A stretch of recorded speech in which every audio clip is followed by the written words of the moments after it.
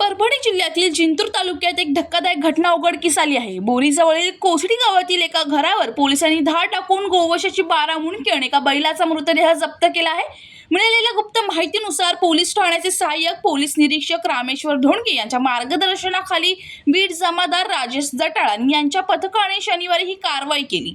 धाडी दरम्यान पोलिसांना 12 बैलांची मुंडकी, मृत अवस्थेतील एक बैल तसेच काही धारदार हत्यारे आढळून आली। या कारवाईत पोलीस कर्मचारी प्रकाश मोरे आणि संघसेन कांबळे यांनीही सहभाग घेतला।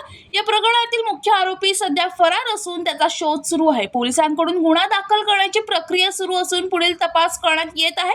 या घटनेमुळे जिंतूर तालुक्यात एक मोठी खळबळ उडाली आहे। बोरी आणि कोसडी परिसरातील नागरिकांनी संताप व्यक्त करत आरोपी आणि त्यांच्या साथीदारांवर कठोर कारवाई करण्याची मागणी केली।